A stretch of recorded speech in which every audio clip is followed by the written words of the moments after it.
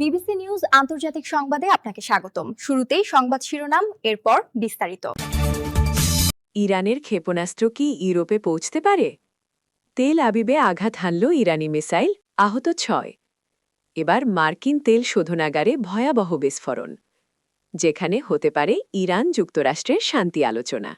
আপনি যদি মুসলিমদের পাশে থাকতে চান তাহলে ভিডিওতে লাইক করে চ্যানেলটি অবশ্যই সাবস্ক্রাইব করে দিবেন এবং কমেন্টে জানিয়ে দিবেন আপনার মূল্যবান মতামত। ইরানের ক্ষেপণাস্ত্র কি ইউরোপে পৌঁছাতে পারে? সম্প্রতি ভারত মহাসাগরের দিয়েগো গার্সিয়া দ্বীপে যুক্তরাষ্ট্রের যৌথ সামরিক ঘাঁটির দিকে তেহরানের দূরপাল্লার ব্যালিস্টিক ক্ষেপণাস্ত্র নিক্ষেপের খবর প্রকাশ হয়। এ থেকে মনে করা হচ্ছে যে মধ্যপ্রাচ্যের সংঘাত এখন ছড়িয়ে পড়ার সম্ভাবনা তৈরি হয়েছে। যদিও লক্ষ্যবস্তুতে আঘাত করতে পারেনি ওই ক্ষেপণাস্ত্র, তবে ইসরায়েলের সামরিক বাহিনী আইডিএফ জানিয়েছে যে যুদ্ধ শুরু হওয়ার পর থেকে এই প্রথম এত দূরপাল্লার ক্ষেপণাস্ত্র ব্যবহার করা হলো। তেহরান এখনও আনুষ্ঠানিকভাবে ক্ষেপণাস্ত্র নিক্ষেপের বিষয়টি নিশ্চিত করেনি। ইরানের সংবাদমাধ্যম মূলত বিদেশি সংবাদমাধ্যমগুলোকে উদ্ধৃত করেই প্রতিবেদন করছে। বিশেষজ্ঞরা এখন ওই ব্যর্থ হওয়া হামলাটির প্রভাব কতদূর বিস্তৃত হতে পারে সেই চিন্তাভাবনা করছেন। এই ক্ষেপণাস্ত্র হামলার সম্ভাব্য লক্ষ্যবস্তু কি হতে পারে সেই ভাবনাও চলছে।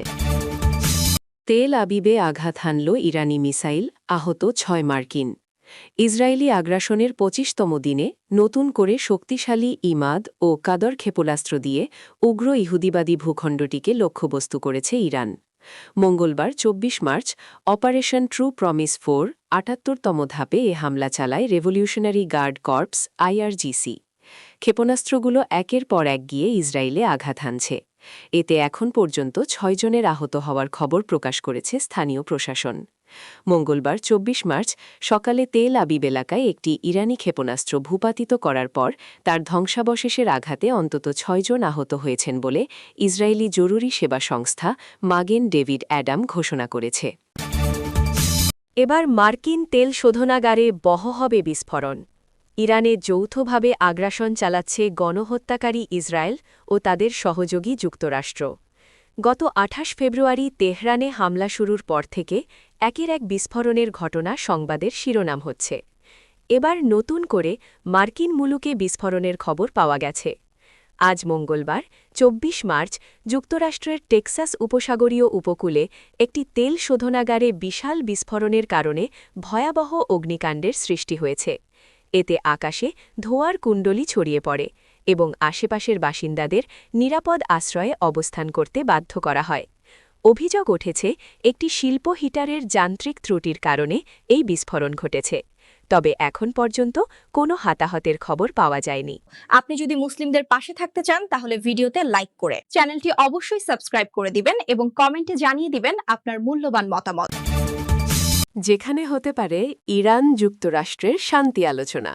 যুদ্ধবন্ধে উভয় পক্ষ সম্মত হয়েছে বলে মার্কিন প্রেসিডেন্ট ডোনাল্ড ট্রাম্প সোমবার ২৩ মার্চ ঘোষণা দেওয়ার পর বিষয়টি নিয়ে বেশ আলোচনা হচ্ছে। যদিও ইরানের পক্ষ থেকে এখন পর্যন্ত কোনো বৈঠক বা সংলাপের কথা অস্বীকার করা হয়েছে, তবে লোকচক্ষুর অন্তরালে এই সংঘাত বন্ধে নানাভাবে চেষ্টা চালাচ্ছে তুরস্ক, রাশিয়া, পাকিস্তান সহ বিভিন্ন দেশ। এক্ষেত্রে সবচেয়ে বড় প্রশ্ন, কোথায় হতে পারে শান্তি আলোচনা বা ইরান ও যুক্তরাষ্ট্রের প্রতিনিধিদের সম্ভাব্য বৈঠক? কাঙ্ক্ষিত ও প্রত্যাশিত সেই ভেন্যু নিয়েও রয়েছে নানা গুঞ্জন।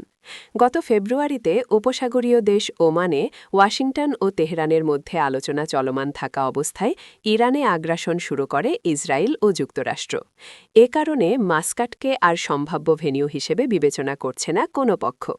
ফাইন্যান্সিয়াল টাইমসের প্রতিবেদন অনুযায়ী মধ্যপ্রাচ্যের মিত্রদের মধ্যকার যুদ্ধে এক কঠিন পরিস্থিতির মধ্য দিয়ে যাওয়া পাকিস্তান এখন ইরান এবং তার শত্রুরাষ্ট্র যুক্তরাষ্ট্র ও ইসরায়েলের মধ্যে শান্তি স্থাপনে প্রধান মধ্যস্থতাকারীর ভূমিকা নেওয়ার চেষ্টা করছে।